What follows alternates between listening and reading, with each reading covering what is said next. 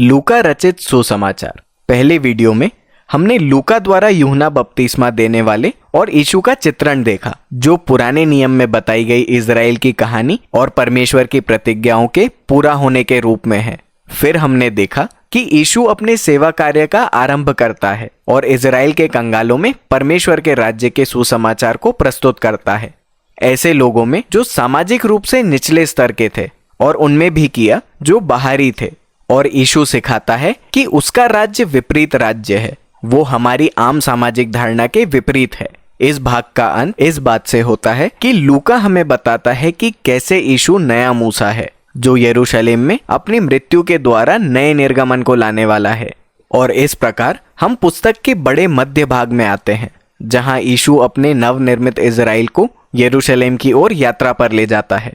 पुस्तक के ये भाग मुख्य रूप से यीशु द्वारा दृष्टांतों में दी गई शिक्षाओं का है, जो मार्ग पर चलते हुए विभिन्न लोगों को दी, अधिकतर अपने बढ़ते हुए चेलों के समूह को। इस प्रकार लूका यीशु के पीछे चलने को एक यात्रा के रूप में दर्शाता है। ये कुछ ऐसी बातें हैं जो आप अपनी जीवन यात्रा में आगे बढ़ते हुए सीखते जाते हैं। तो पहले यीशु अपने चेलों को अपने सेवा कार्य में शामिल करता है और उन्हें बड़ी संख्या में परमेश्वर के राज्य की घोषणा करने के लिए आगे भेजता है। तो चेला होने का अर्थ शुरू से ही ये है कि यीशु के राज्य के कार्य में सहभागी होना तथा उसे अपना बना लेना है। और जब यीशु के चेले वापस आए, तब उसने उन्हें प्रार्थना तथा परमेश्वर के प्रबंधों पर भरोसा करने के बारे में सिखाया। देखा जाए तो कहीं और की तुलना में लूका के इन अध्यायों में यहाँ यीशु धन, संपत्ति और उदारता के बारे में अधिक बातें करता है। यदि उसका अनुसरण करना वास्तव में एक मार्ग पर चलने के समान है, तो इस पर अपने साथ कुछ न ले जाने की सोच होनी चाहिए, जिससे धन संपत्ति के मोह से छुटकारा पाकर सच्ची उदारता उत्पन्न हो सके। इन अध्यायों की एक और मुख्य बात है कि यीशु ने अपनी कंगालों की सेवा जारी रखी। तो जैसे जैसे वो यात्रा करता है, वो अपने नए इजराइल का निर्माण जारी रखता है तथा बीमार और दृष्टिहीनों से मिलता है। वो सामरियों से मिलता है, जो यहूदियों के पुराने शत्रु थे, और प्रसिद्ध व्यक्ति जक्कई, जो एक यहूदी था लेकिन रोमी राज्य के लिए चुंगी लेता था। ये सभी समाज द्वारा बहिष्कृत लोग थे, जिनका जीवन यीशु से मुलाकात करने पर बदल गया था और वे उसके राज्य में शामिल हो गए, जिसका वर्णन यीशु ने बड़ी दावत में बुलाए लोगों के रूप में किया। वो यहाँ खोए हुओं को ढूंढने और उनका उद्धार करने को आया। इसलिए जब लोग परमेश्वर की दया को पाते हैं, तो वो आनंद मनाता है, लेकिन उस दावत से भी लोग खुश नहीं थे। लूका ऐसी कई कहानियों का वर्णन करता है जहाँ यीशु ने इजरायली अगुओं के साथ भोजन किया, और ये सब गर्म बहस के कारण हुआ, जहाँ यीशु उनके घमंड और पाखंड का विरोध करता है। इसलिए दावतों में शामिल इन विरोधी दलों को बड़े स्मरणीय रूप से उड़ाऊ पुत्र की कहानी में दर्शाया गया है। एक पिता के दो पुत्र थे। एक पुत्र पिता को छोड़कर चले जाने की मूर्खता करता है और अपनी संपत्ति कुकर्म में उड़ा देता है। अंत में वो पश्चाताप मन के साथ लौट आता है और उसका पिता उसे क्षमा कर देता है, और फिर वो खोया हुआ बेटा मिलने की खुशी में बड़ा भोज रखता है।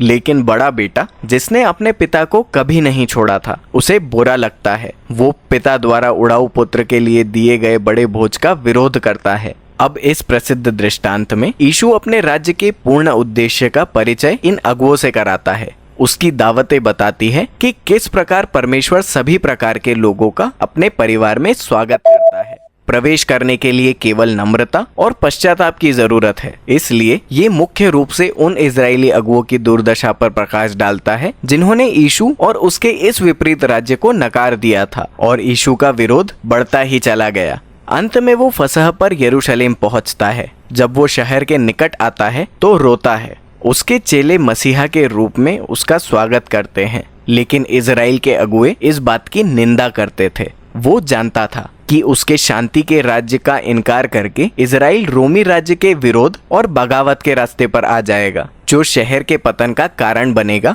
और यरूशलेम के इसी विनाश को प्रतीकात्मक रूप से यीशु उस समय दर्शाता है, जब वो मंदिर में व्यापार करने वालों को बाहर निकालकर तथा बलिदानों को रोक देता है। वो कहता है कि तुमने आराधना की इस जगह को डाकुओं की खोह बना दिया है, जिसे नष्ट किया जाएगा। और यीशु के इस साहसी कार्य ने यीशु और इजरायली अगुओं के बीच के विवाद को और भी बढ़ा दिया। ये सब बातें यीशु की उस भविष्यवाणी की ओर जा रही थी कि एक दिन रोम की सेना इस शहर को घेर लेगी। ये यरूशलेम और मंदिर को एक ही पीढ़ी में उजाड़ देगी। इसके बाद यीशु अपने चेलों के साथ भोजन करके फसह का पर्व मनाता है। ये इजराइल के छुटकारे की याद दिलाने वाला एक वार्षिक प्रतीकात्मक भोजन था जो मेमने की मृत्यु द्वारा हुआ था, और इसलिए यीशु भोजन की रोटी और दाख रस को इस नए निर्गमन के प्रतीक में बदल देता है। उसका तोड़ा गया शरीर और बहाया गया लहू यीशु के नए इजराइल को छुड़ाएगा। भोजन के पश्चात यीशु को पकड़वाकर यहूदी अगुओं के सामने लाया गया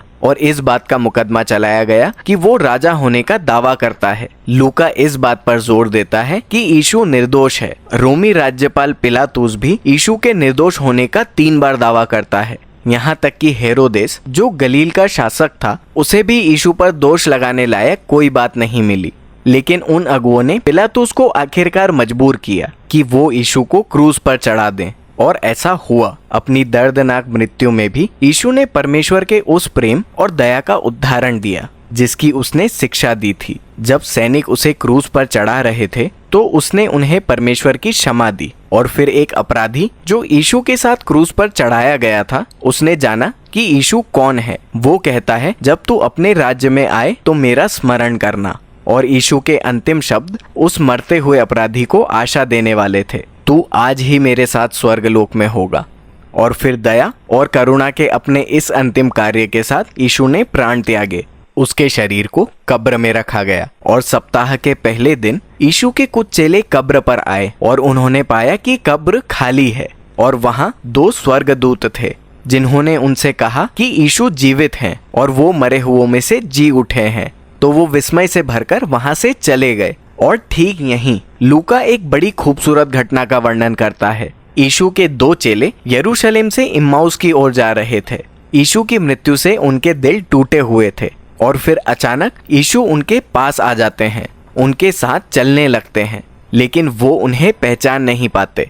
वो पूछता है कि तुम इतने दुखी क्यों हो। तब वो उसे अपनी सारी आशाओं के बारे में बताना प्रारंभ करते हैं कि यीशु ही इजराइल का छुटकारा करने वाले थे, परंतु अब वो मर चुके हैं, सब कुछ खत्म हो गया। लेकिन बाद में जब यीशु इन दोनों के साथ भोजन करने बैठे तो वो उनके लिए रोटी तोड़ते हैं, ठीक वैसे ही जैसे उन्होंने फसह के भोजन के समय तोड़ी थी। उस समय वो चेले उसे पहचान लेते हैं। इसके बाद वो गायब हो जाते हैं। लूका इस कहानी के द्वारा यीशु के पीछे चलने के विषय में एक मुख्य बात बताना चाहता है। जब यीशु के चेले अपने कार्यों को और यीशु की सच्चाई के बारे में अपने दृष्टिकोण को थोपते हैं, वो उनके लिए अदृश्य और अजनबी रहता है। केवल तब जब हम यीशु के इस विपरीत राज्य के प्रति समर्पित होते हैं, जिसका प्रतीक क्रूस पर तोड़ा गया उसका शरीर है और जो उसने स्वयं का बलिदान करने वाले प्रेम के द्वारा दिया, केवल तभी हम सच्चे यीशु को देख और जान सकते हैं। इस पुस्तक की समाप्ति का दृश्य एक और भोजन है, जब यीशु अपने चेलों के सामने प्रकट होकर पुराने नियम के वचनों से समझते हैं कि किस प्रकार ये सब परमेश्वर की ही योजना का एक भाग था कि मसीह लोगों के पापों के लिए दुख उठाने और मारे जाने के द्वारा तथा अपने पुनरुत्थान के जीवन से दुष्टता पर जय प्राप्त करके इजराइल का राजा बनेगा।